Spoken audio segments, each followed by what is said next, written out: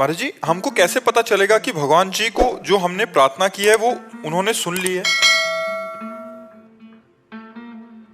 जैसे हम भगवान से प्रार्थना कर रहे हैं और हमारा हृदय शीतल होता जा रहा है, एक आनंद की अनुभूति होती जा रही है, तो हमारी बात भगवान सुन रहे हैं और वो बात वही सुनेंगे जो भाव भरी होगी। अन्य आश्रय शून्य, आर्त भाव और फिर पुकार हुई तो भगवान हमारी बात सुनेंगे, और जब सुनेंगे तो तत्क्षण उसका उत्तर मिल जाएगा, आपको हृदय में आ जाएगा, हमारा काम हो गया। काम बाद में होगा, अंदर पहले आ जाएगा, हमारी बात भगवान ने सुन ली। और वो तब जब भाव भरी हो, आर्त पुकार हो। भाव बिन सुनी पुकारे मैं कभी सुनता नहीं, भाव पूरित टेर ही करती मुझे लाचार है। भगवान कहते हैं अगर भाव से रहित पुकार है तो मैं सुनता ही नहीं, और भाव से जब हम पुकार रहे हैं तो हमारे भाव में ही उत्तर आ जाता है कि भगवान ने मेरी बात सुनी। हमने सेकंड में देखा अपनी बात को पूरी होते हुए, सेकंड, अगला सेकंड वो कार्य पूरा, मतलब पर उसके लिए समय होता है, वैसी परिस्थिति होती है कि अब भगवान के सिवा कोई बचा ही नहीं सकता, केवल भगवान। अब वो सीधे भगवान के पास बात जाएगी, वो बात एकदम से सेकंड में। एक आदमी नशे में आ रहा है, मोटरसाइकिल को खूब रफ्तार में चलाते हुए, और मस्ती से जा रहे हैं दर्शन करने ठाकुर जी के, और वो इतने नशे में कि हमारे दोनों पैरों के बीच में पहिया ऐसे राधा, वो बंद हो गई मोटरसाइकिल, वहीं ठप हो। अगर वो बंद ना होती तो ऊपर चढ़ जाती। तो उनका भैया ये क्या है? तो उसने कहा पहले बताओ बंद कैसे हुई? उनका हमने नहीं, हमें कोई इसका ज्ञान थोड़ी कि कैसे बंद हुई, हमने थोड़ी बंद किया है, ये तो आप बताओ बंद कैसे? बोले हमने भी बंद नहीं किया। तो हमें तुरंत उत्तर मिला कि अगर भगवान मेरे रक्षा न करते तो मोटरसाइकिल ऊपर चढ़ जाती। ऐसे आ रहे हैं गिरिराज जी से परिक्रमा दे करके, सब लोग बैठे हुए हैं कार में, और कार चढ़ जाती डिवाइडर, हाँ उस पे, और ड्राइवर सो गया हमारी कार में। गाड़ी ऐसे राधे श्याम, ठप गाड़ी बंद, और आराम से, ना पीछे कोई गाड़ी ना कोई डिस्टर्ब। वो ड्राइवर एकदम उठा और कहा जिंदगी में पहली बार मैं सो गया, मुझे क्षमा करो। नहीं, आप स्वस्थ होइए और पुनः गाड़ी चलाइए। कभी भी कहीं भी संकट विपत्ति पर जब केवल भगवान का भरोसा और केवल भगवान की पुकार, तो उत्तर क्या, एक सेकंड में उसका परिणाम देखने को मिलता है। भगवान कर तुम अन्यथा कर तुम सर्व समर्थ, तो उनके लिए समय थोड़ी लगता है। पर छल कपट भरी, स्वार्थ भरी पुकार भगवान कि अपने कर्म को भोगो, अवश्य में भोक्तव्यम कृतम कर्म शुभाशुभम। यदि भगवान से आर्त भाव से पुकारा तो गलती आपकी है, फिर भी आपको बचा लेंगे, गलती होने पर भी बचा लेंगे, पर छल कपट नहीं होना चाहिए। उस समय आर्त भाव होना चाहिए, प्रभु हमसे गलती हो गई, अब आप ही बचा सकते हो। तो आप देखोगे कोई न कोई कार्य, हमने तो मतलब कई बार बताया है कि हम ट्रेन में हमको बैठा दिया, ज्यादा हम पढ़े लिखे नहीं, अंग्रेजी ज्यादा हमें आती नहीं, कक्षा 9 तक पढ़े तो 6 से ABCD शुरू होती थी, गाँव में 6 से ABCD शुरू होती थी, तो अंग्रेजी गांव के स्कूलों में ज्यादा तो हमें, तो उन्होंने कार्ड जैसा दे दिया तो डाल लिया। अब जब बैठे थे उसमें AC था बढ़िया वाला, और था जनरल का, और 3 स्टेशन का टिकट था, उसी ने बताया TT ने, और हम बनारस जा रहे हैं। उसने कहा कि टिकट, तो हम दिखा, तो बोले पहली बात तो आप बैठे कहाँ हो? तो हम कहा ट्रेन में। बोले नहीं, ये जो है वो मतलब अलग कोच होता है, उसकी अलग AC कोच, हाँ AC। तो हम कहा हमें पता नहीं, हमको जिसने बैठा दिया तो हम यहाँ बैठ गए। तो टिकट दिखाया, तुम कहा ये तो 3 स्टेशन की और जनरल की है। वो तो कब स्टेशन निकल गए, तो वो मतलब सभ्यता से बात नहीं कर रहे थे। उस समय हमारी अवस्था हो सकता है कि 23-24 वर्ष की रही हो, तो जवान शरीर ऐसे, तो उन्होंने बड़े कटु वचनों से वो हमारा अपमान करना ही चाहते थे कि इतने में एक आदमी ऊपर से नहीं उतरा, अंग्रेजी से उससे बात की और पैसा दिए और कागज वाली टिकट हमको दी और कहा आप आराम से बैठ। कौन है? देखने को लग रहा है कि आदमी है, लेकिन वो भगवान है। वो उठा और तत्काल मेरे अपमान को रोक करके और उनको अंग्रेजी से बात की, चुप किया, पैसा दिया, काट दिया। वो पल पल में सुनता है, पल पल में देखता है, पल पल में संभालता है, पर उसके सिवा कोई होना नहीं चाहिए, बस ये शर्त है। अगर कोई और भरोसा होता तो फिर वो बात नहीं होती। केवल भगवान भरोसे है। तो हर एक जगह नहीं, हजारों जगह हमने देखा है कि भगवान ने हर व्यवस्था, हर बात संभाली है। तो जब हमारी पुकार अन्य आश्रय रहित हो, केवल भगवान से हो, हम केवल भगवान को अपना मानते हैं, तो पुकार चली जाएगी, हृदय शीतल हो जाएगा, तुरंत उत्तर समझ में आ जाएगा। कुसुम जी अंबाला से। राधे राधे महाराज। राधे राधे महाराज जी। महाराज जी, सतोगुण, रजोगुण और तमोगुण किन कारणों से अपना प्रभाव डालते हैं? क्या ये हमारे द्वारा किए गए कर्मों के कारण अपना नहीं प्रभाव नहीं डालते नहीं, इनका प्रभाव ही है। जैसे गर्मी है, सर्दी है, बरसात है, ये सब पर अपना प्रभाव डालती है ना। इसका कोई कर्मों से लेना देना नहीं। साधु हो, दुरा असाधु हो, बच्चा हो, बूढ़ा हो, मनुष्य हो, पशु हो, पक्षी, सर्दी है तो सब पर है, गर्मी है तो सब पर। ऐसे त्रिगुण माया है, सतोगुण, रजोगुण, तमोगुण, इनका चक्कर चलता रहता है, पूरे सबके हृदय में चलता रहता है। अब भजन के द्वारा इनको मिटाया जाता है। जैसे कोट्स, पैंट, टोप लगाकर हम सर्दी से बचते हैं, ऐसे 3 गुणों से बचना है तो भजन करना पड़ेगा। नाम जप के द्वारा हम तमोगुण को नष्ट करते हैं, रजोगुण को नष्ट करते हैं, सतोगुण को, भोजन सात्विक, तभी कहते हैं मुर्गा मछली मत खाओ, शराब मत पियो, पराई माता बहनों की तरफ गंदी दृष्टि मत रखो। इससे तुम्हारा रजोगुण तमोगुण कम हो जाएगा। सात्विक भोजन पाओ, सतोगुण बढ़ेगा, अच्छे विचार, पवित्र क्रियाएं, धीरे धीरे भगवान में इतना तन्मय हो जाओ कि कर्ता भाव भी चला जाए, तो सतोगुण, रजोगुण, तीनों गुणों से आप मुक्त हो गए, माया मुक्त हो गए। और माया मुक्त हो गए तो भगवान प्राप्त हो गए। इनका प्रभाव सब पे रहता है, साधु असाधु, घर गृहस्थी, लड़का बच्चा बिटिया, सबके ऊपर रहता है। 3 गुणों का चक्र ऐसे चलता है, जैसे प्रकृति के द्वारा जो सर्दी गर्मी बरसात दी जाती है सबको प्राप्त होती है, ऐसे सतोगुण, रजोगुण, तमोगुण सबको प्राप्त होता है। अब जैसे जो आहार राक्षसी करता है तो उसमें तमोगुण की स्थिति रहेगी, सतोगुण जरा सा आया चला गया। जो राजसिक करता है तो उसमें रजोभाव, काम आदि इच्छाएं नाना प्रकार की, और तम की भी वृत्ति रहेगी, पर रहेगा रजोगुण। अब जैसे सतोगुण है तो काम, क्रोध आदि ऐसे आए और गए, उसके टिकेंगे नहीं, क्योंकि सतोगुणी व्यक्ति है, उसमें क्षण मात्र के लिए आए चढ़े गए। लेकिन तमोगुणी व्यक्ति में वही स्थिति बनी रहेगी, दया आदि क्षण मात्र के लिए आए बस चले गए। तो हमको क्या करना, रजोगुण और तमोगुण दोनों को त्यागना है। पहले सात्विक भोजन, सात्विक जल, सात्विक वातावरण, सात्विक ग्रंथ, सात्विक दृश्य, सब सतोगुणी हो तो हमारे अंदर सतोगुण बढ़ेगा, रजोगुण तमोगुण को दबा देगा। और फिर जब भजन बनेगा तो गुणातीत हम हो जाएंगे, सतोगुण का भी त्याग कर देंगे, तब माया मुक्त जीव होता है। इसका प्रभाव सब पर पड़ता है। भजन के द्वारा ही से रोका जा सकता है, दूसरा कोई उपाय नहीं। जैसे सर्दी पड़ रही तो हम अच्छे कपड़े पहन लिए, कंबल ओढ़ लिए, अग्नि के पास बैठ गए तो सर्दी से बच गए। ऐसे ही सतोगुण, रजोगुण, तमोगुण, मायाकृत प्रभाव से बचना है तो राम राम, कृष्ण कृष्ण, हरि हरि आपको जपना होगा। नाम जपने से ही आपका ये त्रिगुण आत्मक जो माया का प्रभाव है उससे बचाव हो सकता है, दूसरा कोई नहीं हो सकता। कार्तिक कपूर जी दिल्ली से। श्री हरिवंश महाराज। श्री हरिवंश महाराज जी, आपके चरणों में कोटि कोटि प्रणाम। महाराज जी, जैसे एक साधक प्रभु से मिलने के लिए उनके विरह में तड़पता है, मगर बहुत मुश्किल कोई ऐसा होगा, बहुत मुश्किल कोई ऐसा होगा जो भगवान से मिलने के लिए तड़पता हो। ये सब मतलब ऐसा समझो करोड़ों भक्तों में कोई एक होगा। भजन कर लेना, खा पी के सब वो बैलेंस बना के चल, भगवान के लिए तड़पना, मतलब इस बात पर जरा आइए, जैसे भूख से कोई तड़प रहा है, प्यास से कोई तड़प रहा है, ऐसे वो भगवान के लिए तड़प रहा है। ये तो करोड़ों भक्तों में, करोड़ों संसारी पुरुषों में नहीं, करोड़ों भक्तों में कोई एक ऐसा होगा जो तड़प रहा हो हृदय से। थोड़ी देर रो के आंसू दिखा देना वो बात अलग है। मान लो हम रो रहे हैं, चर्चा भगवान की चल रही और चिंतन कोई और चल रहा है, अंदर से चिंतन चल रहा है किसी दुखद घटना का संसारिक, और उसके प्रभाव से हम रो रहे हैं और सामने दिखाई दे रहा है कि कितना बड़ा भगत है, भगवान की चर्चा में रो रहा है। ऐसा नहीं है। भगवान के लिए तड़प करके जो रो रहा है, सतरति सा लोकांतार्यति, वो स्वयं तर जाता है, स्वयं तर जाता है, लोगों को तार देता है। तो ऐसा भक्त कोई बिरला ही होता है। तो क्या प्रश्न है? महाराज जी कह रहे हैं कि काफी बार महाराज जी आपको देखा कि कोई पद चल रहा है या नाम चल रहा है या श्री जी के विषय में सुनते ही आप श्री के नेत्रों से अश्रु प्रवाह होने लगता है। महाराज जी, ये एक प्रेम का कैसा स्वरूप है?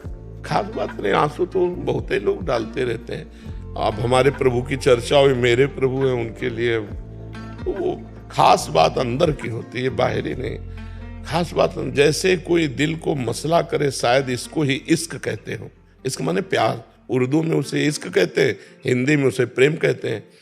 तो शायद जैसे हमारे दिल को कोई मसला करे हर समय, हे प्रभु कब मिलोगे, हा नाथ, क्योंकि अब आपके सिवा कोई है नहीं, पूरा जीवन हो गया आपके लिए, जीवन की शाम होने जा रही, अब भी नहीं मिलोगे, कैसे मिलोगे, कब मिलोगे। अब वो विकल हो गया, अब रोना आ गया, अब अंदर ही अंदर तड़प रहा, गंभीर शांत है, अंदर अंदर तड़प रहा। अब वो जो अंदर कुछ होता है उसे प्रेम कहते हैं। बाहर रोना या हा कृष्ण कह के चिल्ला देना, वो 1 मिनट के लिए हम बनावटी भी कर सकते हैं, लेकिन अंदर बनावटी नहीं होता, अंदर असली बात होती है। तो शायद इसको ही इश्क कहते हो, जैसे कोई दिल को मसला करे। जो मैं ऐसा जानती प्रीति किए दुख होए, नगर ढिंडोरा पीटती यदि प्रीति न करियो कोई। मीरा जी कह रहे, अगर मैं ऐसा जानती कि प्रीति करने से ऐसा दुख होता है, मैं पूरे नगर को बोल देती प्रेम मत करना कृष्ण से, क्योंकि वो पीड़ा सहन करना मुश्किल होता है। दरस बिन दुख न लागे नैन, जब से तुम बिछुरे प्यारे कबहु न पायो चैन, दरस बिन दुखन, हा कृष्ण हा पतित पाव। वो अंदर का विषय, बाहर से मौन बैठा है, अंदर से प्रेम का कोई बाहरी लक्षण नहीं है। ये जैसे कंप आ जाना, रो देना, ये तो किसी और कारणों से भी हो सकता है। वो अंदर का विषय, अनुभव स्वरूपम सूक्ष्मतरम प्रतिक्षण वर्धमानम कामना रहितम। जो प्रेम का स्वरूप है, कोई कामना नहीं, सूक्ष्म से सूक्ष्म, केवल अनुभव में आने वाला, और प्रतिक्षण बढ़ता रहता है प्रेम। ये भगवान की कृपा से मिलता है किसी भाग्यवान को। महाराज जी, अभी जैसे शरीर की अवस्था 18 वर्ष है, तो माता पिता के आश्रित है, तो इसमें सबका आश्रय छोड़ के प्रभु का आश्रय सिर्फ कैसे? अंदर से माँ में प्रभु, पिता में प्रभु, छोड़ना थोड़ी, उसी में और मानना है। मेरे भगवान मेरे माँ हैं, मेरे पिता हैं, इनके चरणों के प्रताप से मैं भगवान को देख पा रहा हूँ। मेरी माँ है भगवान, मेरा पिता है भगवान, कहीं भागने की जरूरत थोड़ी। मंदिर में हम काष्ठ मूर्ति या पाषाण मूर्ति या अष्टधातु मूर्ति में भगवान की भावना कर सकते हैं? नहीं। मंदिर काहे का बना होता है? सीमेंट का, पत्थर का नहीं बना होता। तो ये 5 भौतिक मंदिर है, कितना बढ़िया मंदिर है। और इस मंदिर के गर्भगृह में, हृदय में भगवान वास करते, सबके हृदय अछत विकारी। अगर हम अपनी माँ में भगवान को देख पावें, अपने पिता में भगवान को देख पावें, और बूढ़े माता पिता की सेवा कर पावें, तो मुझे लगता है इससे बड़ा मंदिर में जाकर सेवा करने की जरूरत नहीं पड़ेगी, वहीं भगवान मिल जाएंगे। अपने माता पिता को छोड़ दे और वो बूढ़े हैं, अब उनकी सेवा नहीं हो पा रही, और मंदिर में जाके दूध चढ़ाओ तो तुम्हारा कल्याण नहीं होने वाला, कल्याण नहीं होने वाला। समझ रहे ना? कुछ छोड़ना नहीं है, भगवान जो हैं उनको पहचान लेना है, उन्हीं का आश्रय लेना है। माँ में भगवान है, पिता में भगवान नहीं। जब भगवान चले जाते हैं तो देखो, माता पिता के शरीर को जला दिया जाता है कि नहीं, या किसी के शरीर को जला दिया जाता है। आदर तो हम भगवान का ही करते हैं, अंदर से भगवान चले गए तो फिर हम शरीरों का आदर नहीं करते। कोई भी हो, कितनी देर लगाए रहोगे छाती से? आखिरकार ये कहना ही पड़ेगा पैसा दे के कि जला दो भाई इस शरीर को। क्यों? क्योंकि वो चले गए, और वो जो थे वो भगवान थे, सब में भगवान बैठा। आचार्य दीपक शर्मा जी, श्री हरिवंश महाराज जी, गुरुदेव प्रणाम। गुरुदेव, क्या शिष्य के पाप से गुरुदेव का भजन मार्ग अवरुद्ध हो जाता है? नहीं, बिल्कुल नहीं। ऐसा हो तो फिर गुरुदेव को तो फिर बहुत ही दुर्गति हो जाए। हजारों शिष्य हैं, स्वयं किए हुए कर्म का फल जीव को भोगना पड़ता है। हाँ, शिष्य अपराध कर रहा है और गुरु देख नहीं रहे। एक न सुने एक नहीं देखा, गुरु शिष्य अंध बधिर कर लेखा। हम देख रहे हैं कि शिष्य हमारा अपराध कर रहा है, हम उसे देखते हुए भी अनदेखा कर रहे हैं, उसको सावधान नहीं कर रहे, अब हमारा दोष है। यदि हम उपदेश कर रहे हैं कि आपको ऐसा नहीं करना चाहिए, फिर आप ऐसा करते हैं, तो आप नरक के भागी होंगे, आप दुख भोगेंगे, हमारा आपसे कोई संबंध नहीं। आज्ञा उल्लंघन करने वाला शिष्य शिष्य नहीं कहा जाता, आज्ञा का पालन करने। ऐसा तो हो तो गुरुजनों के, बड़े बड़े सिद्ध महापुरुषों के अनुयायियों में देखा गया कि वो उनकी आज्ञा के विपरीत चलते हैं, तो फिर तो गुरु की सदगति रुक जाए। तो गुरु तो साक्षात परब्रह्म परमात्मा में स्थित अभेद भाव से हो गए, ब्रह्मविद ब्रह्म ही भवति, तो अब उनकी स्थिति को कोई विचलित नहीं कर सकता है। हाँ, ये जरूर है कि शिष्य बनाने का कर्तव्य निर्वाह करे कि अपने शिष्यों को सतमार्ग का उपदेश देता रहे, असत मार्ग से हटाने की प्रेरणा करता रहे। अगर वो ना हटे तो फिर वो जाने अपने कर्म का भोग वो भोगेगा। जी। माधवी जी मुंबई से। प्रिया हरिवंश। श्री हरिवंश महाराज जी, गुरुदेव, जैसे कि आप सदैव कहते हैं कि श्री जी का आश्रय लेना चाहिए, लेकिन मुझे ये समझ नहीं आता कि श्री जी का आश्रय कैसे लिया जाता है। क्या वह एक आंतरिक अनुभव है? आप कृपया मार्गदर्शन। हाँ है तो आंतरिक, पर बाहरी हम फंसे तो बाहरी क्रिया से हम शुरू करें। पहले हम गुरुदेव का आश्रय लेते हैं, गुरुदेव की खोज करते हैं, गुरुदेव की शरण में होते हैं, तो गुरुदेव श्री जी का हमें शरण आश्रय बनाते हैं, श्री जी का मंत्र देते हैं, श्री जी की उपासना देते हैं। तो धीरे धीरे भाव में जब श्री जी से अपनापन होने लगता है तो आश्रय तब माना जाता है जब जैसे कोई दुख आया और सीधे श्री जी पर हमारा मन गया, सुख आया तो सीधे श्री जी पर मन, बड़ा दुलार कर रहे लाडली जो, दुख आया बड़ी कृपा कर रहे लाडली जो। दोनों स्थिति में, दुखद परिस्थिति या सुखद परिस्थिति में, हमारा मन यदि प्रभु में जाता है, श्री जी में जाता है, तो हमारा आश्रय श्री जी का है। अगर किसी व्यक्ति वस्तु में जाता है तो फिर व्यक्ति वस्तु का है। तो ये आश्रय होता है प्रथम भगति संतन कर संगा, संतों के संग से भगवत शरणागति पुष्ट होती है, भगवत शरणागति से हमारा आश्रय दृढ़ हो जाता है। आश्रय दृढ़ हो गया तो फिर कल्याण आश्रय से होता है। गोस्वामी जी कह रहे हैं, बिगड़ी जन्म अनेक की अबहीं सुधरे आज अभी, आज अभी सुधर जाएगी अनेक जन्मों की बिगड़ी हुई। आश्रय ले लो, होए राम को, आज से मैं प्रभु को, जिस मीरा जी कहती है ना, मेरे तो गिरधर गोपाल दूसरों न कोई, इसे आश्रय कहते हैं। जननी जनक बंधु सुत दारा, तन धन धाम सुहृद परिवारा, सबकी ममता ताग बटोरी, मम पद मन ही बांध बर डोरी। ये आश्रय। हमारे माता पिता भाई बंधु रिश्ते नातेदार सब कुछ भगवान है, भगवान के सिवा हमारा कोई नहीं, ये आश्रय है। और ये अंदर होना चाहिए, वाणी में हो या ना हो, अंदर हृदय में आश्रय होना चाहिए। अंदर भगवान का चिंतन, प्रभु मैं आपके भरोसे हूँ, ये अंदर का, फिर वो जीव का निस्तार हो जाता है। फिर वो भगवान के आश्रय होने के कारण माया के द्वारा पराजित नहीं होता, भ्रष्ट नहीं होता। वो धीरे धीरे क्रमशः विषयों का त्याग करते हुए भगवान की कृपा से भगवान को प्राप्त हो जाता है। आश्रय बहुत बड़ी वस्तु है। जब हमारा भगवत आश्रय जैसे जैसे होने लगेगा, हम निर्भय हो जाएंगे, निश्चिंत हो जाएंगे, निशोक हो जाएंगे। हम देखेंगे हमारे दिमाग में बैठकर भगवान वही करवाते हैं जो करना चाहिए, वही बुलवाते हैं जो बोलना चाहिए, वही सोचवाते हैं जो सोचना चाहिए। वो अपनी सोच, बोलने और क्रिया तक का कर्ता नहीं बनता, वो भगवान सब कुछ करवा रहे, वो देख रहा है, सब कुछ भगवान करवा है। हमारे हृदय में बैठकर, हमारे माइंड में बैठकर, हमारी वाणी में बैठकर, हमारी दृष्टि में बैठकर सबको पावन कर रहे हैं। वो ये भावना आश्रय, आंतरिक आश्रय, भगवान का आश्रय। आश्रय में बहुत बड़ा बल है। एक ग्रंथ में पढ़ा था आश्रय की बात, कि एक भेड़ चलाने वाला बहुत सी बकरियों को और भेड़ों को चरा रहा था। उनमें से एक बकरी शाम के समय था तो झाड़ी चुगने में इतना मस्त हो गई कि सब भेड़ें बकरियां चली गई और वो अकेली रह गई। अब जब उससे सुध आई तो उसने कहा कि ये तो घोर जंगल है और हमारा रक्षक तो चला गया, हमारा समुदाय चला गया, अब तो मुझे कोई भेड़िया आदि हिंसक जीव खा जाएंगे। तो प्यास लगी थी तो पानी की तरफ बढ़ी तो नदी के किनारे एक पंजा देखा बहुत जोर का।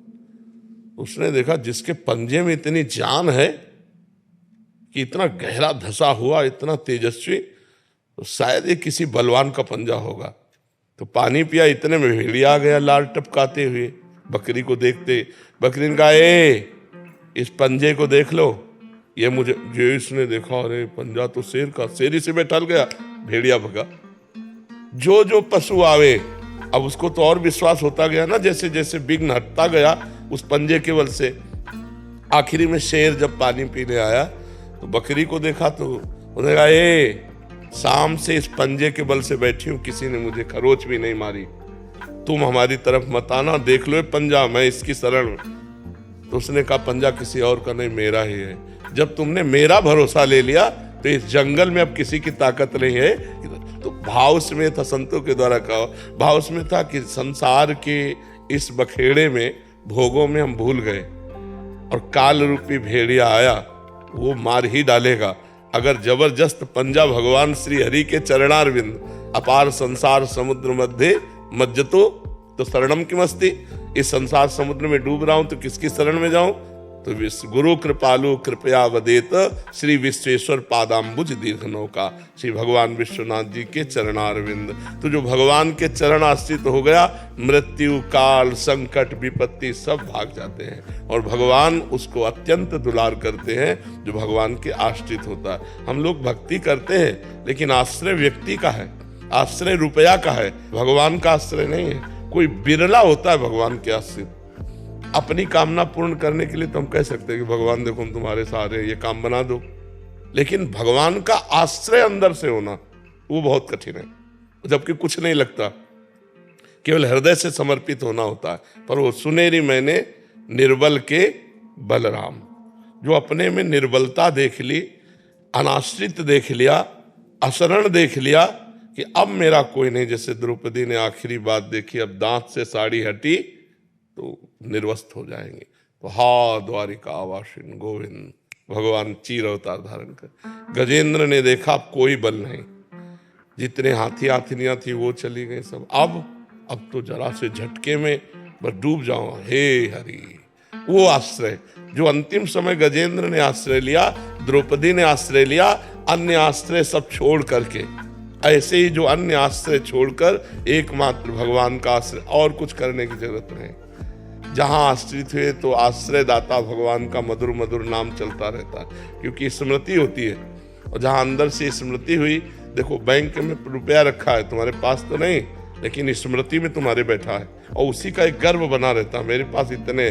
और जिसको जहां जैसे रुपये का अपबल, तपबल और बाहुबल, चौथो बल है दाम, सबसे अलग सूर किशोर कृपाते सब बल हारे को हरि नाम। जो भगवान के आश्रित हो गया तो जैसे लोभी पुरुष धन का चिंतन करता है, कामी कामिनी का चिंतन करता है विवश होकर, ऐसे स्वाभाविक भगवान का चिंतन उस भक्त के हृदय से होता है जो भगवान के आश्रित होता है।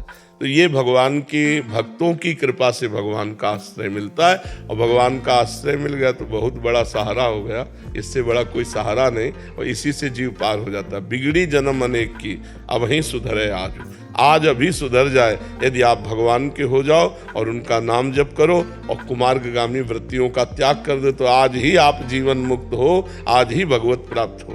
गोस्वामी तुलसीदास जी कह रहे, बिगड़ी जन्म अनेक की, अब ही सुधरे आज, होई राम को नाम जप, तुलसी तज कुसुमाज। आदर्श साहू जी, मध्य प्रदेश से। महाराज जी, आपके चरणों में कोटि कोटि प्रणाम।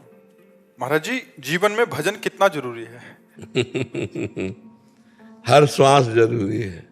पता नहीं किस श्वास में हमारी आखिरी जीवन धारा टूट जाए, तो आखिरी समय यदि भगवान का नाम होगा तो हमें भगवान की प्राप्ति होगी। इसलिए जीवन की हर श्वास में भगवान नाम जरूरी है, कोई श्वास भी खाली न जाने पावे। श्वासा श्वासा नाम जपे दुविधा रहे न कोई। जो हर श्वास भगवान का नाम जप करता है तो वो निश्चित भगवान को प्राप्त हो जाता है। कितना भजन करना चाहिए? जब तक श्वास रहे हर श्वास भजन करना चाहिए। ठीक है। श्री कुमार जी, अमेरिका से। राधे राधे। राधे राधे महाराज जी। महाराज जी, देह भाव त्यागने के लिए विधि क्या है, और जिसने त्याग दिया है देह भाव, उसका लक्षण क्या है? बाहरी लक्षण से नहीं समझ सकते। बाहरी लक्षण से बिल्कुल एक संसारी पुरुष जैसा ही उसका आचरण आपको दिखाई दे सकता है। जैसे महाराज जनक जी, राजा अधिराज, कैसे जानोगे कि परमहंस सुखदेव जी जैसे के गुरु हैं जनक जी, जिनकी राजा है रानियां हैं, और शिष्य बनने गए हैं सुखदेव जी, जिनके शरीर में लंगोटी भी नहीं है। तो आपको लगेगा कि सुखदेव जी जैसे देह भाव रहित हो सकते, जिनको वस्त्र का भी ज्ञान नहीं, लेकिन जो राजा धीराज बने हुए मुकुट पहने बैठे, तो वो शिष्य हुए और वो गुरु जी हुए। तो देह भाव रहित महापुरुष की पहचान किसी बाहरी लक्षण से नहीं हो सकती। जो स्थिति प्रज्ञ है वो देखकर पहचान लेगा उसकी स्थिति, नेत्रों से, वाणी से उसकी चेष्टा हो रही है पर वो कर नहीं रहा, वो अलग ही समझ में आता है। जब तक स्वयं स्थित प्रज्ञ नहीं होगा तब तक दूसरे की स्थित प्रज्ञता का अनुभव नहीं कर सकता। क्योंकि हमारी दृष्टि पार्थिव मायाकृत है, तो हम जो कुछ देखेंगे मायाकृत देखेंगे, वो स्थिति नहीं होगी, वो बाहरी लीला होगी। कर्माणि श्रुति बोधिताम नितराम कुर्वन्तु कुर्वन्तु मां गूढ़ाश्चर्य रसा सर्गादि विषयान गृह्णन्तु मुंचन्तु वा कई वा भाव रहस्य पारगमती श्री राधिका प्रेयसा। बोले वो शास्त्र के अनुसार कर्म करे या न करे, वो विषय भोगे या त्याग दे, वो विषयी पुरुषों का संग करे या एकांत बैठा रहे, कोई फर्क नहीं पड़ता।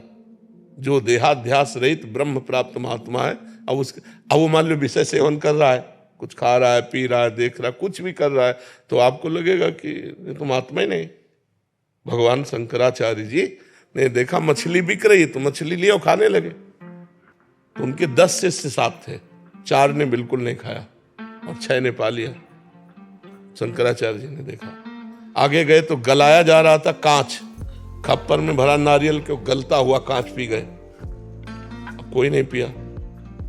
उनसे कहा कि तुमने पिया क्यों नहीं, जिन्होंने मछली खाई थी। तो प्रभु कांच कैसे पी सकते हैं? तो बोले मछली कैसे पाली? बोले आपने पाया था। तो बोले हम कांच पी रहे, पियो ना। तो नहीं पिया। ऐसे किया, जीवित मछली निकल आई, वो तो योगी थे और उनकी आंतों में फंस गए, बच गए। 4 से पूछा आपने क्यों नहीं खाया? बोले आज्ञा नहीं करी। हाँ ठीक है। महापुरुषों का बाहरी आचरण देखकर हम स्थिति नहीं लगा सकते कि कहाँ है। अब रही देहाभिमान को मिटाने की बात, वो होती है भगवत प्रेमी महात्माओं के संग से। जब तक हम किसी संत का आश्रय लेकर उनकी आज्ञा के अनुसार नहीं चलेंगे, तो हम कोई भी साधना करें, हमारे हृदय में बना रहता है कि मैं के आगे कुछ लगा, जो लगा वही मायाकृत है और वो मुक्त नहीं होने देता। और जब गुरु कृपा से चलते हैं, तो अगर खूब भजन बन रहा तो लगता है गुरुदेव की बड़ी कृपा है, बड़ी तपस्या, ब्रह्मचर्य, संयम आदि नियम तो अंदर आता है, ये तो सब गुरुदेव की कृपा से। तो अभिमान नष्ट होता चला जाता है। तिनकी संगति रहत जाति कुल मद सब नंसई, संतत सेवक सदा भजत जे श्री हरिवंशई।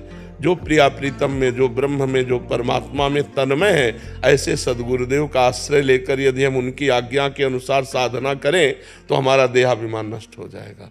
और देहाभिमान नष्ट हुए महापुरुष की जो आंतरिक पहचान है, वो है निर्मान, मान रहित होना, अमोहा, मोह रहित होना, किसी भी संग का उनके ऊपर रंग ना चढ़े।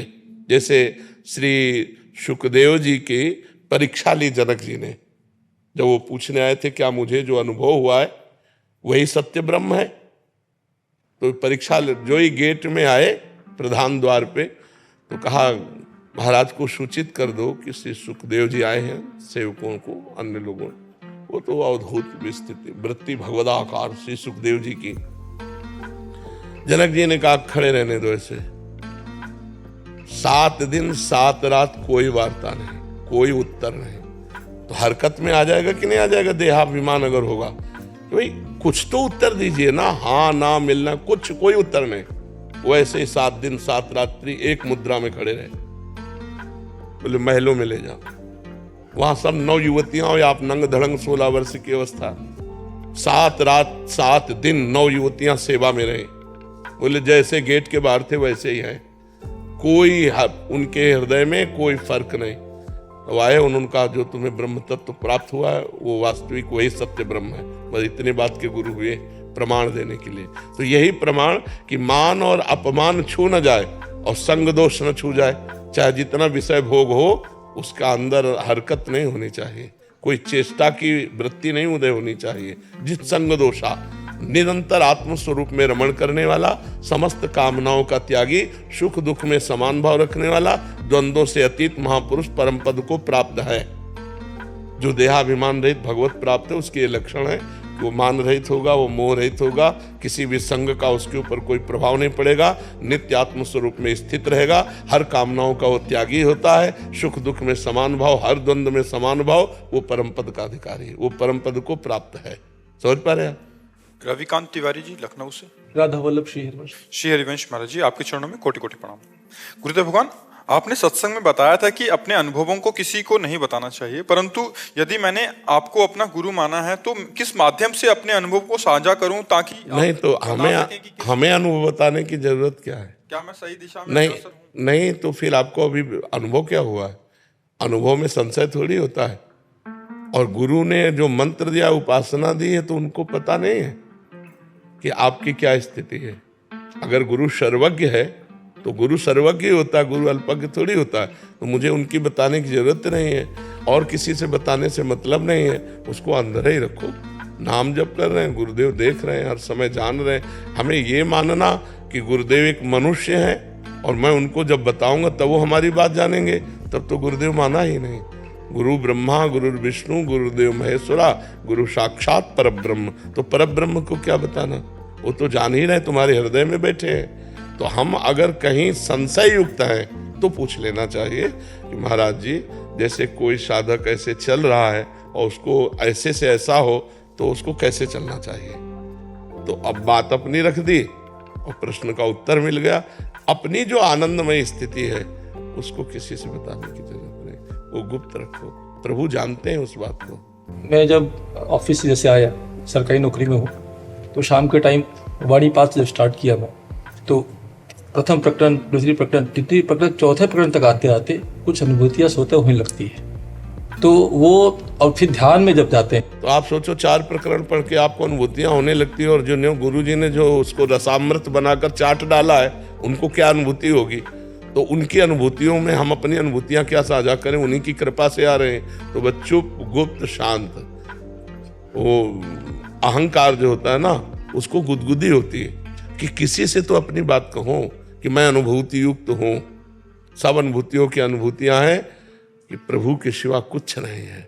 किससे मैं श्रेष्ठ हूँ, किससे मैं लघु हूँ, वही समान भाव से परमात्मा व्याप्त है। यही अनुभव करना है, इसी अनुभूति का अनुभूति है। और जो इस अनुभूति में अनुभव प्राप्त कर लेता तो देहाभिमान गलित हो गया, क्योंकि सब में वही समाया हुआ है। यहाँ भी वहाँ भी वहाँ, न कोई छोटा, न कोई बड़ा, न कोई अच्छा, न कोई बुरा। विद्या विनय संपन्ने ब्राह्मणे गविहस्तनी, सुनी चोय सुपाके चा पंडिता समदर्शिना। अब इस स्थिति में फिर लीला का प्रादुर्भाव होता है। वो प्रिया प्रीतम को देख रहा है, वो प्रभु की मधुर मुस्कान देख रहा है, कैसे प्रिया प्रीतम वन विहार कर रहे हैं। वो अब ये बातें बताने की थोड़ी है। अनुभव परब्रह्म परमात्मा तत्व सर्वत्र विराजमान है। लीला श्री श्यामा श्याम के रूप में वही इस मंच पे कर रहा है, हृदय रूपी मंच पे। अब शांत गंभीर, उन्हीं का दिया हुआ है तो उनको क्या बताएं, वो तो जान ही रहे हैं। इष्ट और गुरु में अभेद है, इष्ट और गुरु में अभेद है। तो जब इष्ट लीला कर रहा है तो गुरु ही तो कर रहे हैं, तो सब कुछ उनको पता है, हमको बताने की जरूरत। प्रभु जानत सब बिनय जनाए, प्रभु तो सब बिना जलाए जान रहे। तो इसलिए अपने अहंकार को कहीं हवा न मिलने पावे। जो कहा गया कि अपने अनुभव ना बताए, अपने अनुभव जैसे अब आप परिपक्व अवस्था को प्राप्त हो गए, देहाभिमान गलित हो गया, अब आपका अनुसरण कर रहे हैं, तो आप अपने अनुभव बता सकते हैं कि एक समय था ऐसा ऐसा, तो ऐसा ऐसा हुआ, फिर हमने ये युक्ति लगाई, इस युक्ति से हमने काम पर विजय प्राप्त की, इस युक्ति से हमने क्रोध पर विजय प्राप्त की। वो दूसरों को सहारा देने के लिए कि आप इस युक्ति रूपी सहारे से मुक्ति को प्राप्त कर लो, ना कि वो अहंकार पोषण के लिए। रवि सिंह जी गाजियाबाद से। महाराज जी, आपके चरणों में कोटि कोटि प्रणाम। महाराज जी, जैसे आप कहते हैं कि गृहस्थ में परिवार की सेवा, ऑफिस जाना और इन सबके साथ नाम जप प्रयास ही पूजा है, और आप ये भी कहते हैं कि कभी संसारिक कभी भजन मार्ग, ये मन की दशाएं हैं, अध्यात्म नहीं है। महाराज जी, मन में ये प्रश्न आता है कि जब परिवार में रहेंगे तो सारी सांसारिक कार्य जैसे विवाह, महोत्सव, फंक्शन, तो इन सबको भगवान को समर्पित कर दे। तो हमने नहीं कहा पूरे, अगर सत्संग को आराम से एक एक शब्द सुनो तो संशय नहीं रहेगा। जो आप सांसारिक कार्य कर रहे हैं वो धर्म युक्त होना चाहिए, और उस कार्य को भगवान को समर्पित कर दीजिए। भगवान को समर्पण किया हुआ हर कर्म भगवत प्राप्ति कराने में समर्थ होता है, पर उसमें जरूरी ये है पाप कर्म सम्मिलित नहीं होता है, पाप कर्म नहीं होना चाहिए। तो गृहस्थी में भी धर्म पूर्वक चले, पाप कर्म ना करे। अगर शास्त्रीय मर्यादा के अनुसार ब्याह हो रहा तो भगवान की पूजा हो रही है। अब मांस परोसा जा रहा है, शराब परोसी जा रही, उद्दंडता हो रही, ये थोड़ी भगवान की पूजा होगी। ये तो राक्षसी भाव है, ये भगवान के अंतर्गत नहीं है। कहीं भी भगवान की पूजा में इनका प्रवेश नहीं है। जिन वस्तुओं का वो वस्तुएं नहीं। अब आजकल कौन ब्याह को कैसे भगवान की पूजा माने, ये सब गंदी बातें परोसी जाती हैं। बड़े वीआईपी लोग वही माने जाएंगे जितने क्वालिटी का ये गंदा भोजन परोसा जाए। क्यों? इसे घास फूस कहते हैं लोग, सात्विक भोजन को घास फूस खवाया।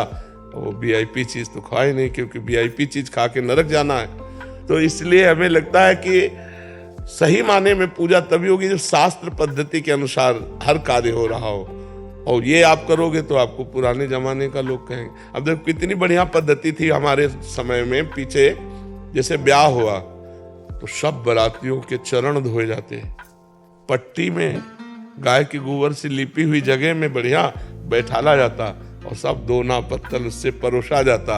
और फिर भगवान की जय जयकार करके पाओ सब लोग, और फिर खीर ले लीजिए, हलवा ले लीजिए, पूड़ी ले लीजिए। ये अब क्या रह गया है? अब बस एक दूसरे से अधिक हम करें यही रह गया है। वो अच्छा बस इसी को मान, उसने ऐसे अपना किया। हाँ, तो इससे क्या है क्या भगवान के प्रति जो दुनिया याद रखेगी कि दुनिया चाहे सम्राटों को नहीं याद रखे तो मैं कौन याद रखे? गुरुजी, अगर ऐसी जगह जाना पड़ जाए जहाँ पे सब लोग इस तरीके का काम कर रहे हो और अगर हम उनके बीच में बैठे हुए हैं, हाँ तो इलायची खा के बैठो और उसी को चबाती रहो, कुछ खाओ पियो। बताइए, अपने घर से इलायची मुंह में डाल के जाओ जिससे वातावरण सुगंधित रहे, आपको सुगंध मिलती रहे इलायची की, और कुछ खाओ पियो। आपकी बात याद आई थी सत्संग की कि पागलों के बीच में हंसने में क्या जा रहा है। हाँ, पर लेकिन हम तो राधा राधा बोला। हाँ, लेकिन खाना नहीं है। जैसे अपवित्र भोजन खाने से बुद्धि भ्रष्ट हो जाती है। जैसे मैं न्यूजीलैंड में रहता हूँ तो मुझे बाहर हर पार्टी में जाना पड़ता है, तो मैं नहीं खाता खुद, तो वहाँ सभी खाते हैं। तो ऐसे मेरे लिए ठीक है जाना वहाँ? हाँ बिल्कुल, चले जाने में कोई, क्योंकि देखो संसार के व्यवहार में आप सन्यासी तो हो नहीं कि नहीं जाना, आपको तो जाना पड़ेगा। लेकिन वही कह रहा हूँ कि इलायची खाकर मुंह को चबलाते हुए आपको बताना है। अगर कोई देख रहा है कि कुछ नहीं खा रहा है और आपसे पूछा आप नहीं खा रहे हो, आज पेट में दर्द है, अब आना तो जरूरी था तो इसलिए आए हैं, अपनी बात कर देनी चाहिए कि हम दर्द में हैं, इस समय कैसे खाए, नहीं खा सकते। ऐसी जगह पे महाराज जी बहुत लोग अलग अलग रहते हैं। हाँ, कहते हैं बहुत पंडित बन रहे हो, हाँ, बड़ी यही बहुत पंडित बनने आए, ऐसा भोजन नहीं करोगी, कब क्या से भोजन ऐसा करोगी? शुरू कर दिया तुमने, कब से साधु बनने लगे? अच्छा नीच तो नहीं कहा, अच्छा ही कहा पंडित कहा, साधु कहा। गुरु जी, तो ऐसे लगता है कि फिर हमारे गुरुदेव का भी तो अनादर कर रहे हैं, हम जिसको मान रहे हैं उन्हीं का अनादर हो रहा है। नहीं, सच्चा आदर हो रहा है। अगर हमें गालियां भी मिले और हम धर्म से चल रहे हैं तो हमारे गुरुदेव का आदर हो रहा है। ये बात समझनी चाहिए। ऐसा नहीं कि आपको कोई कहे कि तुम बहुत पंडित हो, बड़े भगत हो, तो आपको गर्व होना चाहिए ना। आपको बुरा लगता है? पंडिता असमदर्शिता, भगवान पंडित का मतलब होता है ज्ञानी, पंडित का मतलब होता है ज्ञानी, और भगवान का भक्त। कितनी बड़ी पदवी हमें दे दी, ए बड़े भगत हैं देखो, तो आपको गर्व होना चाहिए। हाँ, भगत तो हुए, भगवान का हूं। हमें दूसरों की चाल नहीं देखनी और दूसरों की बात नहीं माननी, हमें अपने भजन मार्ग में चलना है। ये सब बहुत निंदनीय है, बहुत निकृष्ट दुर्गति हो जाती है, बुद्धि भ्रष्ट हो जाती है। इसलिए समाज में जाना पड़ेगा। रिश्ते नाते हो सकते हैं, मान लो बेटी का ब्याह वहीं हो जहाँ ऐसे घर वाले हो। अब किसी के माथे में थोड़ी देखा लिखा है कि मांस खाता है, शराब पीता है। बहुत बढ़िया लड़का है, कमा खा रहा है, ब्याह कर दिया और फिर बाद में पता चला कि वो लोग ये सब खाते पीते हैं। तो अब जब रिश्ता हो गया तो जाना ही आना पड़ेगा, पर खाए ना, अपने धर्म से रहे तो सब बात ठीक हो जाती। बहुत कठिन है, कलिकाल में धर्म का निर्वाह करना बहुत कठिन है। कितनी ऐसी बाजार में चीजें आने लगी जिनमें अंडा मिले होते हैं, जिनमें मतलब खाद्य पदार्थ मिले होते हैं। और जैसे वो केक में बना होता है, केक आता है बर्थडे में सब बनाते हैं, उसमें अंडा पड़ा होता है। हाँ, बहुत सी चीजें होती। हम तो बाजार की चीज मात्र से डरते हैं। जैसे कोई भी बाजार की चीज हो तो हमें सबसे, भले गलत नहीं है, लेकिन उसके विचार क्या थे बनाने के, बनाते समय उसके विचार क्या थे और उसकी पवित्रता क्या थी, कोई प्रमाण नहीं। घर में आटा लगा के रोटी बना रहे हो, राधा राधा रच रहे हो, वो बहुत जोर की बात है। अब ये सब इधर उधर के पदार्थ ना खाओ। देखो आजकल कैंसर हो रहा है, बहुत रोग बढ़ रहे हैं। पदार्थ सब अच्छे देखने में लगते हैं, लेकिन यदि वो सही पद्धति से नहीं बनाए गए, सही तेल से, सही पदार्थ, तो तुम्हारी आंतें हैं वो अंदर जाके नुकसान करेंगे। आजकल नकली पनीर चल गया, नकली खोवा चल गया, मतलब आपको लगेगा हम पौष्टिक पा रहे हैं और वो आंतों के लिए बहुत हानिकारक होगा। तो बहुत से लोग देखो, blood pressure low, blood pressure high, sugar, ये सब कितनी बीमारियां हो रही हैं। इसका कारण भोजन है। और दूसरी बात है, अब व्यायाम कोई करना नहीं चाहता कि सुबह ब्रह्म मुहूर्त में उठे, आधा घंटे शरीर को हम थोड़ा व्यायाम करें। और इतने मेहनत के काम होते थे वो सब बंद। अब घर में माताएं बहनें 4 बजे से चक्किया पीसती थी हाथ से और भजन गाती थी। भजन गाते हुए आटा बैल जोतते हुए, मेहनत करते हुए उनके शरीर देखो कितने पुष्ट होते थे। अब आज का क्या है, हर चीज मशीन से, आटा भी लगाने की जरूरत नहीं। कम से कम आटा गूंथने में थोड़ा तो दिल नहीं फेल होगा और क्या करेगा। शरीर में कोई मेहनत वाले कार्य नहीं है। अरे रोटी भी बन के आने लगी, नहीं आटा करके उसमें डालो, रोटी इधर सेक के आ गई, बस खाओ। ये भगवान की कृपा कहो कि अभी खवाने वाला नहीं आया, नहीं तो वो भी आ जाएगा कि आप बैठे रहोगे। आलसी लोग आलसी होते चले जा रहे हैं, तो शरीर बीमार होते चले जा रहे हैं। रोज व्यायाम करना चाहिए, हर मनुष्य को करना चाहिए। 15-20 मिनट तो करना चाहिए। बताओ इतने में व्यायाम कौन करता? रोज सुबह ब्रह्म मुहूर्त में उठ के 1 हाथ 2 हाथ 3 हाथ उठे। ब्रह्म मुहूर्त में नहीं, लेकिन रोज करें। दोपहर के समय नहीं, जो जिस समय जो टाइम है, तो थोड़ी देर हमें लगता है कि अगर आप 20 मिनट, केवल 20 मिनट दंड बैठक, आसन, कुछ भी ऐसा जिससे आपके पसीना आ जाना चाहिए। अब एक से पूछा कि आप व्यायाम करते हो? हाँ। क्या करते हो? तो वो बताए। हम कहा ऐसे तो दिन भर करते रहो, कोई फर्क नहीं। 10-15-20 मिनट, मतलब इतनी जोर से। देखो मोटरसाइकिल सुबह सुबह जब स्टार्ट की जाती है ना, तो बड़े जोर से उसको गियर में डाला जाता है। ऐसे तुम अपने को गियर में डालो, 2-3 किलोमीटर दौड़ लगाओ, दंड बैठक मारो, पसीना पसीना हो गए, आप स्वस्थ रहोगे। ये ब्लड प्रेशर, शुगर, ये दिल की बीमारियां, ये छू नहीं जाएंगी। ये बस अधिक चिकनाहट वाली बाजार की चीजें मत खाओ। अपने घर का अगर शुद्ध घी है तो ठीक है, नहीं सरसों पिरवा लो, सरसों पिरवा कर शुद्ध तेल की खा लो, लेकिन बाजार की चीजें मत खाओ। इससे स्वास्थ्य की हानि होती है, बुद्धि भ्रष्ट होती है, भजन में मन नहीं लगता है। भगवान पकड़ लो, कहा पकड़ लिया। हम सब जिसकी नौका में बैठे बहुत प्रवीण केवट है।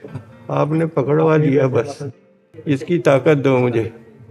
प्रपंच बहुत उठापटक करता है भजन के बाद, इतनी उठापटक कि 1 सेकंड में हो जाए, पर आपका नाम लेते थे सब आनंद हो जाता है। बस माता जानकी को राधा जी के रूप में देखता हूँ, आनंद तो बहुत है प्रभु, बस प्रपंच से आनंद में पर नहीं होता। पर इसलिए हो गया, अभी थोड़ी वासना है ना। सब छोड़ो, व्यास दास सब प्रगट बखानत, डार भार पे भार परम धन राधा राधा। जब हम अर्पित हो गए हैं, जब ये मकान हम किसी को नामे कर देंगे तो इसकी छिपकली भी उसके नामे हो जाएगी, इसका जाला भी उसके नाम हो जाएगा, सब कुछ। तो इस शरीर की वासनाएं भी उनके नाम हो गई। शरीर, मन, बुद्धि, चित्त, अहम, अब तो अपने को बेपरवाह हो जाना है। अगर परवाह रखते हैं तो शरणागति में कलंक है। अगर अपनी चिंता रखते हैं तो अभी दिया नहीं है, और दिया नहीं तो फिर हम दास कैसे? दास के पास तो स्वामी के सिवा कुछ नहीं है, जो कुछ है स्वामी का है। अगर आप मुझे क्रोधी नीच दिखवाना चाहते हो तो मैं उसी में, अगर आप मुझे विजेता दिखाना चाहते हो तो आपका दास हूं, आप देख लीजिए। ये भाव अंतर में दृढ़ हो जाए, ऐसे आशीर्वाद। इसीलिए ताल ठोक के दहाड़ते रहो। दहाड़ते रहो। चिंता थोड़ी कर लिए। अब ये मकान दास का नहीं है, स्वामी का है जी। अगर ये गुंडे आकर अधिकार करते हैं तो आप देख लो, बहुत बड़े गुंडे हैं। साधारण गुंडे नहीं है प्रभु। तो मालिक भी साधारण नहीं है। हमने जिसके नाम हमारे बस के तो थे नहीं, तो हमने बड़े बलवान के नाम कर दिया मकान। तन वांग मनोभीर सोहम तो युवाश्रिता। ये शरीर, ये मन, ये वाणी, हे नाथ गुरुदेव को साक्षी करके आपके चरणों में समर्पित कर दिया। अब ये आपके लड़का बच्चा है, काम करो नहीं है। श्री कृष्ण के प्रथम पुत्र का नाम जो प्रद्युम्न है, वो कौन है? काम को। हमें तो कोई परवाह नहीं। अगर माथे पे लिखवा दो कामी तो भी हम आपकी जय बोलेंगे, और आप लिखवा दो त्यागी तो भी हम जय बोलेंगे। अब हमको इससे कोई मतलब नहीं कि मेरा जीवन कैसा है। अब इतना समर्पण हो जाएगा, वो तो है, केवल स्वीकृति कर ली है। प्रभु माया इतनी कोई है ही नहीं, माया ही नहीं है। माँ माने माँ माने नहीं या माने जो जो है ही नहीं उसको क्यों माने। ना सो तो विद्यते भाव ना भाव विद्यते सता। हम मस्ती में रहते हैं, क्यों? क्योंकि आप हमारी दृष्टि में हैं। अगर हमारी दृष्टि में कोई और हो तो प्रश्नवाचक चिन्ह खड़ा हो जाए। प्रश्नवाचक चिन्ह ही नहीं रहता, चाहे जैसी परिस्थिति हो। वो आपके द्वारा पास होके आई इसलिए हम उसका आदर करते हैं, हमारे पास कोई प्रश्न नहीं। तो उसी में रह के जैसी परिस्थिति, ज्यों ज्यों राखत हो त्यों त्यों रहियत हो हरि। हिरण्याकश्यप से भागे नहीं प्रहलाद जी, वहीं रहे। भगवान ने हिरण्याकश्यप को स्वयं हटाया। जी का परम आशीर्वाद था उनके पीछे। आप मेरे पीछे हो जाइए। पीछे नहीं रहेंगे, आगे रहेंगे आपके। आगे आगे रास्ता साफ करते चलेंगे।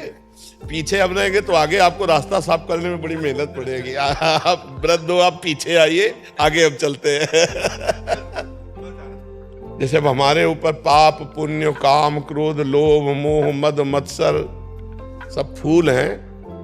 आप चाहे जैसे डालो फूल मार्ग में, हम उनको फूल मान के ही चले। अगर प्रभु के द्वारा भेजा हुआ काम है तो उसका स्वागत करते हैं। प्रभु के द्वारा भेजा हुआ क्रोध है तो उसका स्वागत करते हैं। और मुझे पक्का पता है कि मैं बिका हुआ दास हूं, तो मेरे पास और किसी के द्वारा आ नहीं सकता भेजा हुआ, क्योंकि और कोई है नहीं, आपके सिवा कोई है नहीं। तो इसीलिए हम चौड़ी छाती करके चलते हैं। माया मेरे स्वामी की, आ जाओ, मेरे स्वामी की है ना, तो बस मुझे पता है स्वामी के इशारे पे नाचने वाली माया दास का कभी नाश नहीं कर सकती। अगर दासत्व तो नहीं है तो बात फिर संशय में है। अगर दास है तो आ जाओ भाई, तुम भी स्वामी की हो, हम भी स्वामी के, ममई वांसो मम माया है, आओ खेलते। ये अनुभव होता है प्रभु जब आर्त पुकार होती है। जिस समय कोई ऐसा प्रसंग आ जाए, ऐसी स्थिति निर्माण हो जाए, हृदय से पुकार हुई कि ये सहयोग तो मिलता है प्रभु, बिल्कुल मिलता। अब हर समय तो अपने लोग आरते ही हैं, कुछ है ही नहीं। सुलेरी बैले निर्बल के बलराम पले, कोई और है ही नहीं, तो आरता ही है। देखो हम क्या, जब प्रभु से थोड़ा दूरी करके बात करते हैं तो बात में अंतराय आ जाता है। अगर हम प्रभु में बात करें, प्रभु में बैठ के, तो कुछ नहीं प्रभु, कुछ नहीं, बिगड़ी जन्म अनेक की अब वही सुधरे आज अभी, बस हो ही राम को। अरे हम किनके हैं? प्रभु के हैं। पर प्रभु पर तुम लगा देते हो तो उड़ना पड़ेगा फिर। पर आनंद है, पर सब कुछ है, पर तो पर लग जाने पे भी बात उड़ जाएगी। पर नहीं लग रहा है, नहीं अब पर नहीं लग रहा है, अब तो है।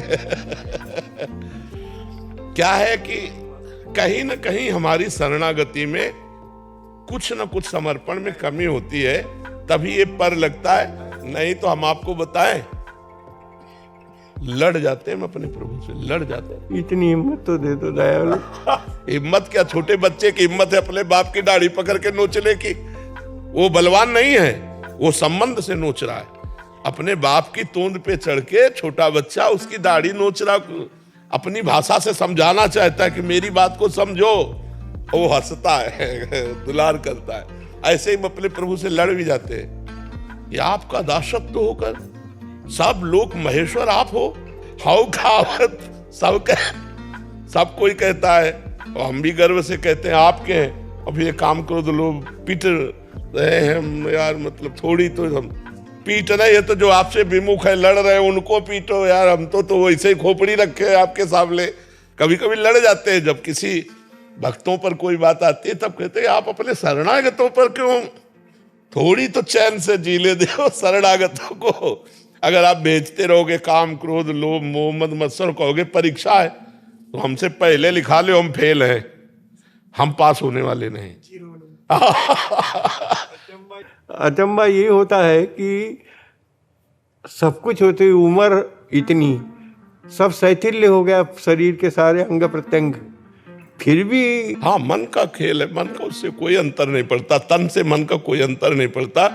वो तो मरणासन स्थिति तक भी अपनी चाल चलाता रहेगा। यदि उसको हम भगवान के चरणों में समर्पित कर पाए तो मौज ही मौज है।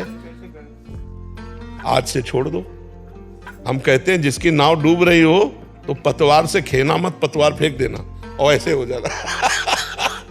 पर हिम्मत होनी चाहिए, विश्वास। हाँ, बिना हिम्मत के पतवार नहीं छोड़ी जाएगी। और पतवार फेंक दिया तो जल ही सूख जाएगा, भंवर रहने की बात जाने दो।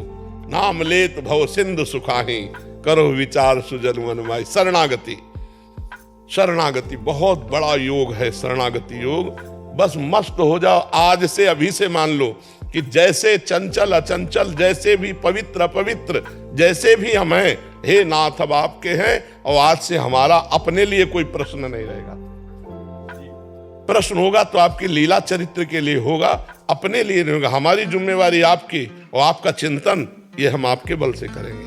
अनन्यस चिंतयन्तो माम ये जनाः परिपासते, तेषां नित्याभियुक्तानां योगक्षेमं वहाम्यहम्। दो इसमें हो गए, स्वामी का डिपार्टमेंट योगक्षेमं वहाम्यहम्, और सेवक का डिपार्टमेंट अनन्यस चिंतयन्तो माम। अपना अपना काम पकड़ लो। हमारा काम है चिंतन करना, तो हम छोड़ेंगे नहीं। अब आप देख लो, अगर आप छोड़ दो तो आपकी बात है। और उनका स्वभाव आज तक पाया नहीं गया कि एक बार जिसे पकड़ा उसे कभी छोड़ा नहीं। विमुख भये, हम लोग तो शरण में है। विमुख भये निमिषौ न अकृपा, जब चितये तब वैसे। जैसे हम भगवान की शरण में और भटक कर माया में चले गए, भोगों में लग गए, फिर याद आई कि हम तो भगवान की शरण में, फिर भगवान की तरफ मुड़े। तो विमुख भये निमिषौ न अकृपा, जब चितये तब वैसे। जब देखा तो वैसे ही दुलार करते मिले। जन अवगुण प्रभु मान न काऊ, दीन बंधु अति मृदुल स्वभाव। राहति न प्रभु चित्त चूक किए की, करत सुरत सवार। ऐसे तो करुणावर। हम अपनी तरफ सोचे तो जलते रहेंगे, और उनकी तरफ सोचे तो आनंदित रहेंगे। तो हम आनंदित होने के लिए मनुष्य जन्म प्राप्त किया, जलने के लिए नहीं सोचेंगे हम अपनी तरफ। आज से हम अपनी तरफ नहीं सोचेंगे। हम बुरे हैं अच्छे हैं ये तुम जानो, ये तुम्हारी गोदाम का माल है ना? अच्छा बुरा ये तुम जानो। आज से हम अपने जीवन की धारा संतों के बीच में हे हरि आपके चरणों में समर्पित करते, बस खत्म। अब यही बात में रहो कि हम तो शरणागत हैं, हम तो शरणागत हैं प्रभु, हम तो आपकी शरण में हैं। श्रीमद् भागवत में लिखा हुआ है, जो आए हुए प्रारब्ध को, सुख दुख को समान भाव से भोग लेता है और हर क्षण ये अनुभव करता रहता है भगवान की हमारे ऊपर बड़ी कृपा है, भगवान की हमारे ऊपर बड़ी कृपा है। शरीर मन वाणी से भगवान की शरणागति का चिंतन करता है, वो भगवान के परम पद को ऐसे प्राप्त हो जाता है जैसे पिता की प्रॉपर्टी पर पुत्र का सरकारी अधिकार हो जाता है, स्वयं प्राप्त हो जाता है। तो हमको क्या जाता है, और कृपा है। हम जिस कृपा के लायक नहीं वो कृपा है। ये ब्रजभूमि श्री कृष्ण का मूर्तिमान शरीर है, सच्चिदानंदमय। श्री कृष्ण तो सच्चिदानंदमय ब्रजभूमि, और हमें ब्रजभूमि में वृंदावन में वास मिला। ये हमारी योग्यता कहाँ है? ये हमारी कोई क्षमता थी कि हम यहाँ वास कर सकते? तो उनकी कृपा से हमको जो कुछ मिल रहा है उसके हम अधिकारी नहीं है। हम अपनी तरफ अब क्यों देखें? हम तो श्री जी की तरफ देखते हैं कि देखो महारानी जी आप देख लो, अब ये हाथ आपका, ये जबान आपकी, नेत्र आपके, जीवन आपका, पूरा आपका। अब आप देख लेना, इससे जो हो अगर अहम भी उठे तो आप कहा है आप देख लेना। वो ऐसा कुछ ना करा बैठे जिसमें आप, और अगर हमसे कहोगे गलती पड़ी तो हम कहेंगे गलती पड़ी, मानेंगे हम, क्योंकि आप मनवाना चाहते हो तो हम मानेंगे। लेकिन देखना आप, ये शरणागति है असली में। मर्जी ऐसे भक्त की तो कोई भेद ही नहीं रह गया। तस्मिन् तज्जने भेदाभावात्, ऐसे भक्त और भगवान में अभेद स्थिति होती है। तस्मिन् तज्जने भेदाभावात्, क्योंकि अगर वो बोल ही नहीं रहा तो फिर प्रभु की वाणी है, अगर वो चल ही नहीं रहा तो प्रभु ही चल रहे हैं, मतलब कुछ भी कर रहा है तो प्रभु ही कर। वही बिल्कुल अक्षरशः ऐसा ही है कि सत्पुरुष मिल जाए तो एक आशा हो जाती है कि जितना मिल जाए उतना बटोर लो झोली में। बचपन से किसी एक को भी हमने मित्र नहीं बनाया, तो शत्रु की तो बात ही क्या, इन्हीं को पकड़ा है। घर से जब निकले थे तो पहले कदम में प्रश्न हुआ, कौन है तुम्हारा साथी, किसके साथ जाओगे बाबा जी बनने? भगवान। फिर दूसरा कदम जो ही बढ़ा है तो यहाँ तो अम्मा भोजन दे देती, वहां भोजन कौन देगा? बच्चे ही थे। भगवान, जैसे भगवान रखेंगे जैसे चलाएंगे, आज तक वही चलाते चले आ रहे, वही हमारे मित्र हैं। एक भी पूरे जीवन यात्रा में एक भी ऐसा दोस्त नहीं बनाया। सब गुरु हैं, सब इष्ट हैं, सब भगवान के स्वरूप हैं, अपना कोई नहीं। और पराया बचने नहीं दिया, अपना कोई है नहीं और पराया रहने दिया नहीं। अब बीच की जो जगह है वहां हम बैठे हुए, अपना कोई है नहीं, पराया कोई बचा नहीं, ऐसे भगवान ने चलाया। बिल्कुल ऐसे हम रहते हैं जैसे अब कैसे बताएं, नए लड़के का ब्याह हो रहा हो, उसके मनोनीत दुल्हन मिल रही हो तो कैसा फूला फूला घूमेगा। ऐसे हम फूले फूले रहते। खूब आनंद, परमानंद, नाम भी प्रेमानंद, मस्त के